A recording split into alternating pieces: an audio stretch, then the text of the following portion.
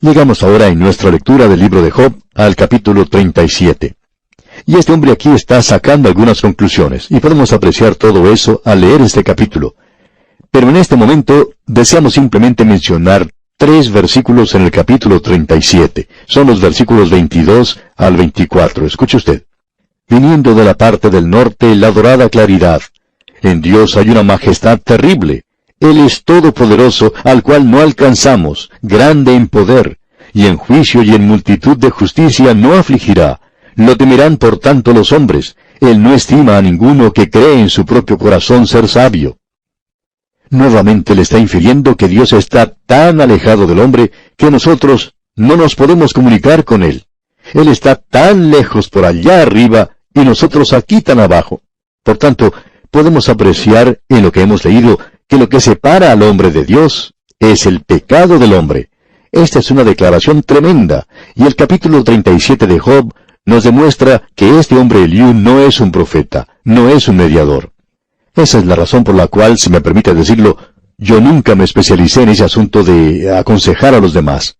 Y si quieres saber la verdad, yo no sé lo suficiente como para ser un consejero.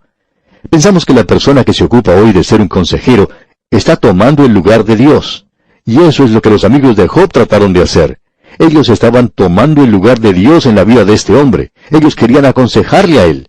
Y el problema que ellos tenían era que el conocimiento que poseían no era el adecuado. Y pensamos que hoy la gran falla en este asunto de aconsejar a los demás es que nosotros no lo sabemos todo, no somos omniscientes, no tenemos el conocimiento que es necesario. Ahora este hombre Eliú aquí casi se pasa a esa posición de ocupar el lugar de Dios. Por tanto, él revela aquí que él simplemente no conoce en realidad a Dios como debiera conocerlo. Él no sabe cómo aproximarse a Dios y está muy distante de Él. Y ahora Dios va a hacerse presente en la escena. Usted notó que en el versículo 22 del capítulo 37, una de las últimas cosas que Eliú dijo se refería al estado del tiempo. Y allí nos da un breve informe meteorológico. Él dice, luego que pasa el viento y los limpia, viniendo de la parte del norte la dorada claridad. ¿Por qué piensa usted que él dijo eso? Bueno, durante todo el tiempo que este hombre ha estado hablando, y durante la mayor parte de su discurso, creemos que se ha estado formando una tormenta sobre el horizonte. Todo se estaba oscureciendo al avanzar la tormenta. Comenzó a soplar el viento, y pensamos que quizá ya se sentía caer las gotas de lluvia, y creemos que la tormenta que se avecinaba era bastante fuerte.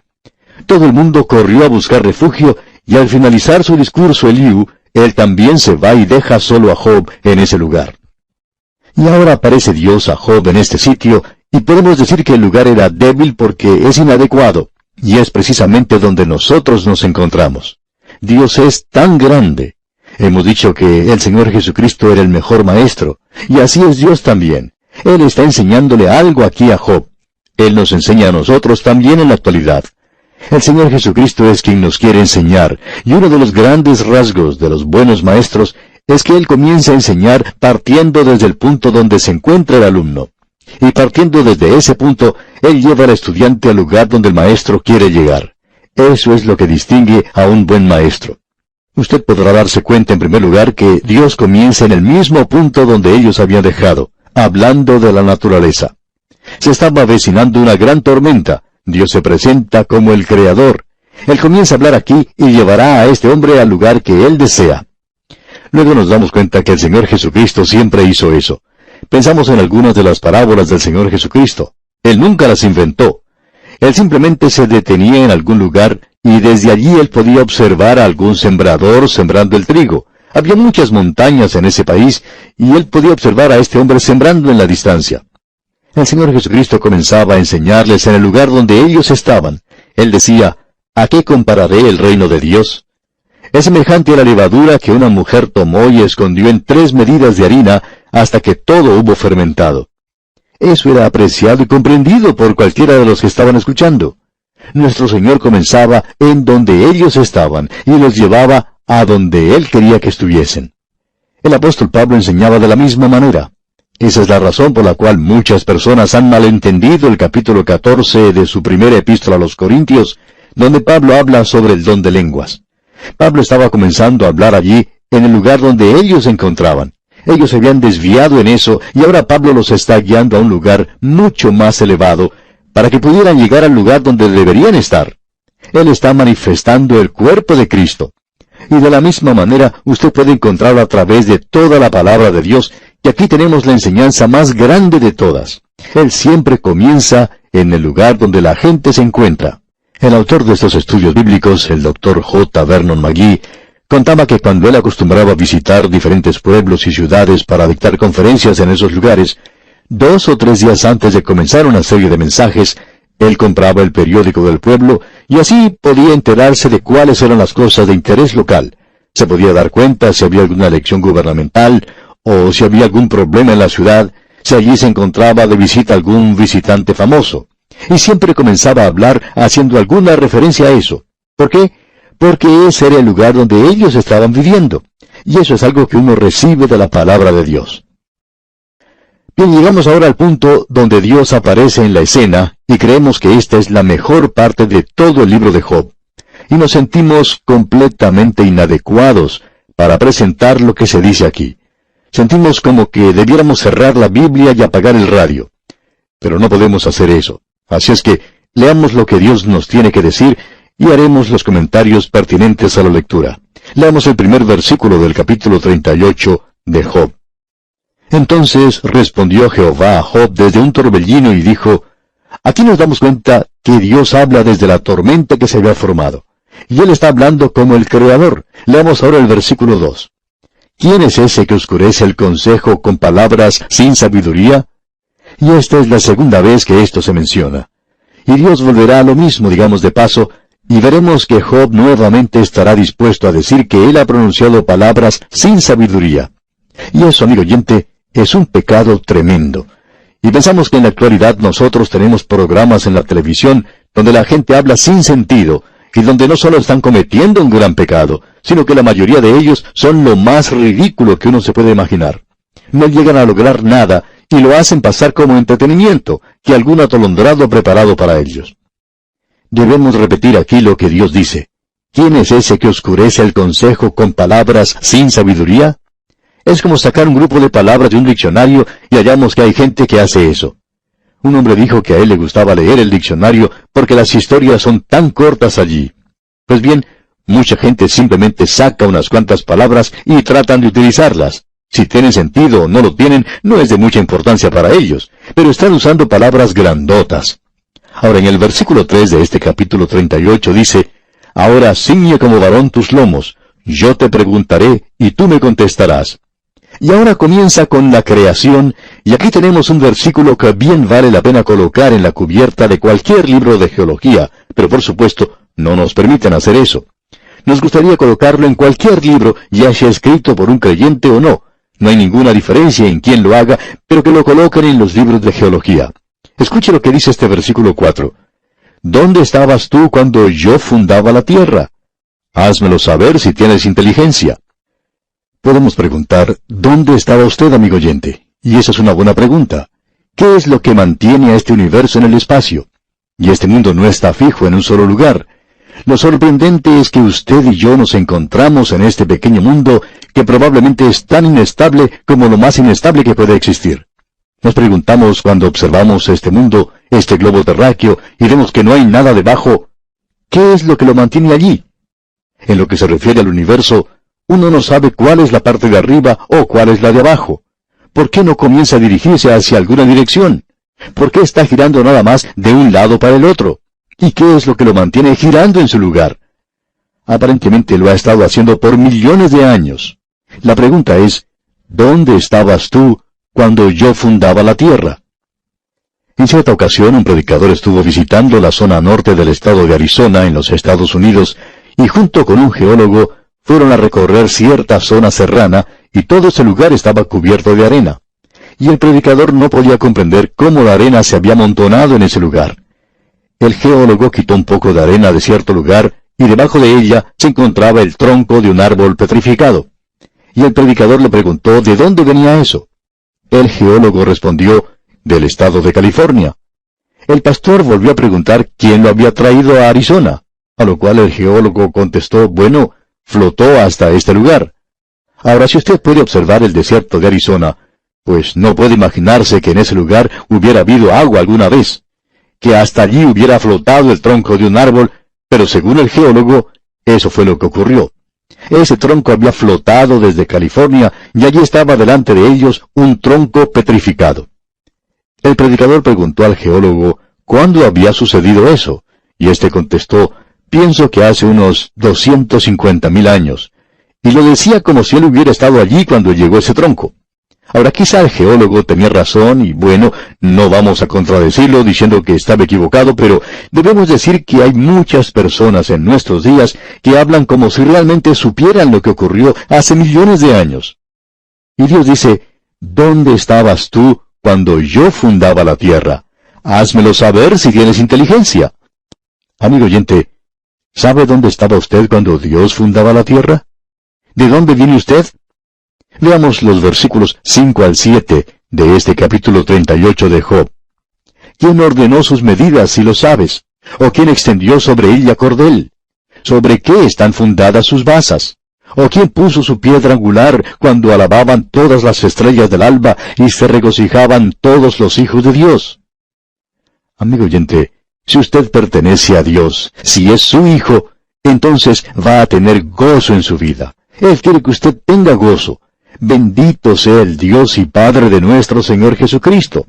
Bendito, sí, feliz es la palabra. Él es feliz, Él tiene gozo y quiere que nosotros tengamos gozo en el día de hoy. Amigo oyente, esperamos que su gozo en el Señor sea lo que le toque en el día presente. Él quiere que así lo sea.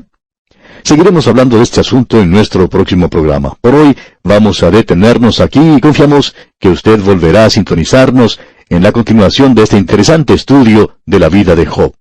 Hasta nuestro próximo programa, amigo oyente, que el Señor bendiga su vida en forma especial, es nuestra ferviente oración. Continuamos hoy, amigo oyente, estudiando el capítulo 38 de este libro de Job.